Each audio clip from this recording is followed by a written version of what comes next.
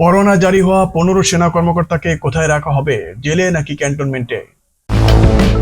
সেনাবাহিনী ন্যায়ের পক্ষে অটল থাকবে বলেছে সেনা সদর।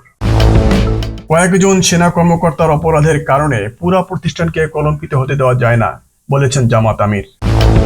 3 মামলায় গ্রেপ্তারি পরোয়ানা জারির পর যে 15 সেনা কর্মকর্তাকে সেনা হেফাজতে নেওয়া হয়েছে তাদের কোথায় রাখা হচ্ছে, জেলে নাকি ক্যান্টনমেন্টে? বিচার শেষ না হওয়া পর্যন্ত কোথায় রাখা হবে তাদেরকে, এই বিষয়টি এখনো স্পষ্ট হয়নি। তবে সেনাবাহিনী নিজেদের হেফাজতে রাখতে চায় বলে সংশ্লিষ্ট সূত্র থেকে জানা গেছে। এ বিষয়ে সেনা কর্তৃপক্ষের একটা ভাবনা হচ্ছে, বিচার শেষ না হওয়া পর্যন্ত আসামি হওয়া এসব কর্মকর্তা সেনা হেফাজতেই থাকবে। মামলার নির্দিষ্ট তারিখে সেনাবাহিনী এদের আন্তর্জাতিক অপরাধ ট্রাইব্যুনালে হাজির করবে। আদালতের কার্যক্রম শেষে আবার হেফাজতে নিয়ে যাবে। এ বিষয়ে অপরাধ ট্রাইব্যুনালের চিফ প্রসিকিউটর তাজুল ইসলাম বলেছেন, আদালত গ্রেপ্তারি পরোয়ানা দিয়েছেন। আইন অনুযায়ী কোনো আসামিকে গ্রেপ্তারের পর অনতিবিলম্বে আদালতে হাজির করতে হবে। এরপর আদালত সিদ্ধান্ত দেবেন তাদের কারাগারে পাঠাবেন নাকি জামিন দেবেন। তবে সরকার চাইলে কোনো স্থাপনাকে কারাগার ঘোষণা করতে পারে। সেক্ষেত্রে আসামিরা কোথায় থাকবেন সেটা আদালত নির্ধারণ করবেন। আইন মন্ত্রণালয় সূত্র জানায়, সরকার যদি কোনো বাড়িকে সাব জেল বা উপ কারাগার ঘোষণা করে সেখানে মামলার আসামি রাখতে পারেন। এমন নজির এর আগেও রয়েছে। 2007 থেকে 2008 সালে 1/11 সেনা সমর্থিত তত্ত্বাবধায়ক সরকারের সময় আওয়ামী লীগের সভানেত্রী শেখ হাসিনা ও বিএনপির চেয়ারপারসন বেগম খালেদা জিয়াকে গ্রেপ্তারের পর সংসদ ভবন এলাকায় 2টি বাড়িতে সাব জেল ঘোষণা করে সেখানে তাদের রাখা হয়েছিল।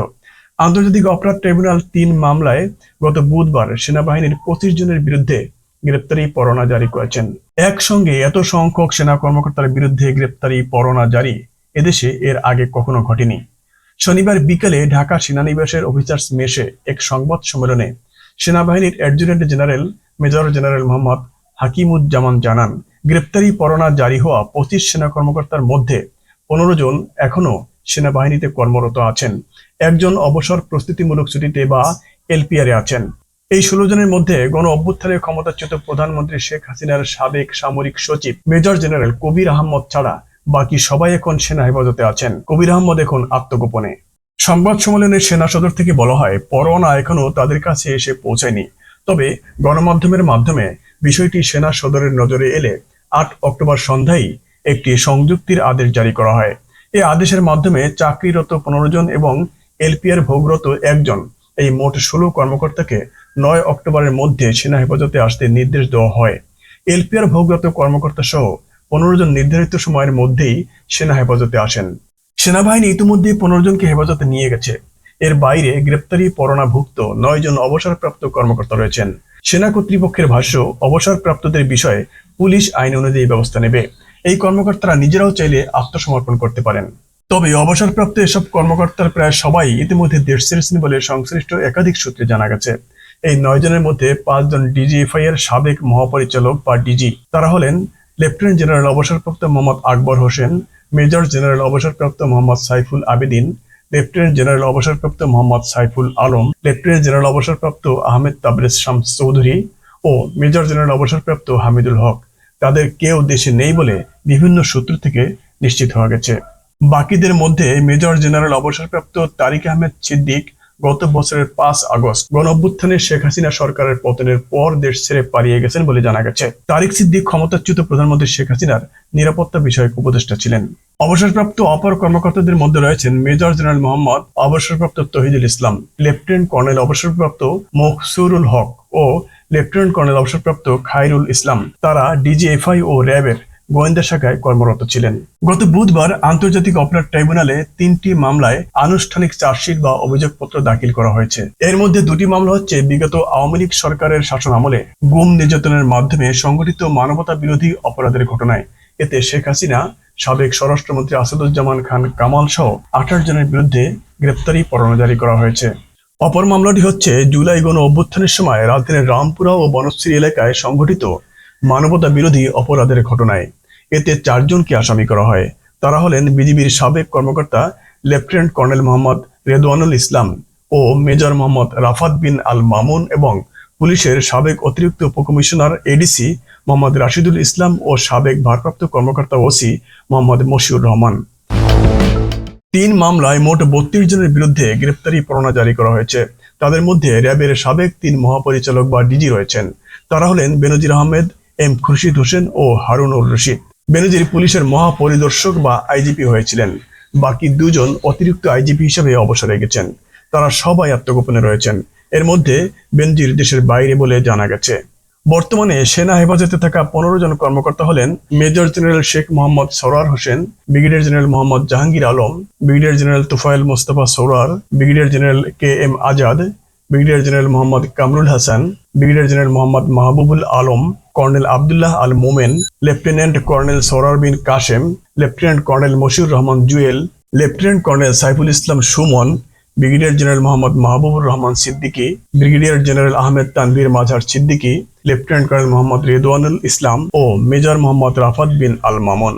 আন্তর্জাতিক অপরাধ ট্রাইব্যুনাল সব আসামিকে গ্রেপ্তার করে আগামী 22 অক্টোবরের মধ্যে ট্রাইব্যুনালে হাজির করার জন্য আদেশ দিয়েছেন।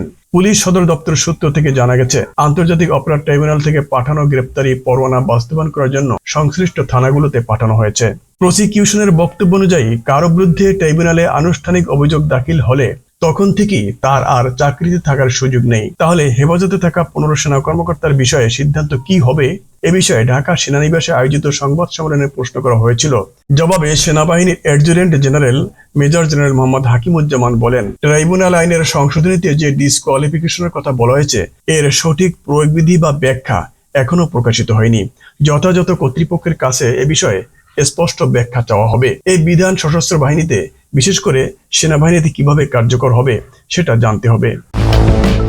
এদিকে আন্তর্জাতিক অপরাধ ট্রাইব্যুনালে মানবতাবিরোধী অপরাধের অভিযোগে সেনা কর্মকর্তাদের বিরুদ্ধে গ্রেপ্তারি পরোয়ানা জারির ঘটনায় সেনাবাহিনী নৈতিকভাবে ক্ষতিগ্রস্ত হয়েছে বলে জানিয়েছে সেনা সদর। তবে সেনাবাহিনী ন্যায়ের পক্ষে অটল থাকবে। সেনাবাহিনীর মেসের সংবাদ সম্মেলনে এ তথ্য জানান বাংলাদেশ সেনাবাহিনীর adjutant general major general Mohammad Hakimuzzaman. কয়েকজন সেনা কর্মকর্তার অপরাধের কারণে পুরো প্রতিষ্ঠানকে কলঙ্কিত হতে দেওয়া যায় না, বলেছেন জামাত আমির। আন্তর্জাতিক অপরাধ ট্রাইব্যুনালের 3 মামলায় গ্রেপ্তারি পরোয়ানা জারি হওয়া 15 সেনা কর্মকর্তাকে হেফাজতে নেওয়ার ঘটনাকে স্বাগত জানিয়েছেন জামাত ইসলামীর আমির ডাক্তার শফিকুর রহমান। আজ রোববার ভোরে নিজে ভেরিফাইড ফেসবুক পেজে এক পোস্টে এ কথা জানান তিনি।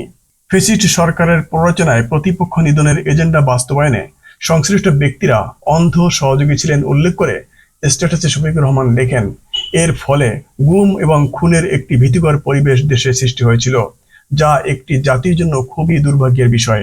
জামাতের আমির আরও লিখেছেন, তবে সুনির্দিষ্ট কয়েকজন ব্যক্তির অপরাধের কারণে পুরো প্রতিষ্ঠানকে কলঙ্কিত হতে দেওয়া যায় না। তিনি লিখেছেন, অপরাধের দায় কেবল সংশ্লিষ্ট ব্যক্তিদের উপর বর্তাবে। সেনাবাহিনীর পক্ষ থেকে এই বিচার প্রক্রিয়াকে সহায়তা করার স্পষ্ট ঘোষণা দেওয়া এবং অভিযুক্ত ব্যক্তিদের বাহিনীর হেফাজতে নেওয়ার উদ্যোগকে স্বাগত জানান শফিকুর রহমান। তিনি লিখেছেন, আমরা আশা করি কারো উপর কোনো অবিচার চাপিয়ে দেওয়া হবে না। স্বচ্ছ বিচার প্রক্রিয়ার মাধ্যমে নির্দিষ্ট অপরাধীরা যথাযথ শাস্তির মুখোমুখি হবেন। এতে যেমন অতীতের দায় মুছে যাবে, তেমনি ভবিষ্যতে কেউ নিজের পেশা বা পরিচয়কে কাজে লাগিয়ে জনগণের জানমালের ক্ষতি সাধন থেকে বিরত থাকতে বাধ্য হবেন। পরিণতিতে দীর্ঘমেয়াদে জাতি উপকৃত হবে। উল্লেখ্য, আন্তর্জাতিক অপরাধ ট্রাইব্যুনালের পক্ষ থেকে জারি করা গ্রেপ্তারি পরোয়ানাভুক্ত বর্তমান ও সাবেক সেনা কর্মকর্তাদের মধ্যে 15 জন সেনা হেফাজতে রয়েছেন বলে জানিয়েছে সেনা সদর। শনিবার বিকেলে ঢাকা সেনানিবাসের বনানীর অফিসার্স মেসে সেনা সদরের উদ্যোগে আয়োজিত এক প্রেস ব্রিফিংয়ে এ তথ্য জানানো হয়।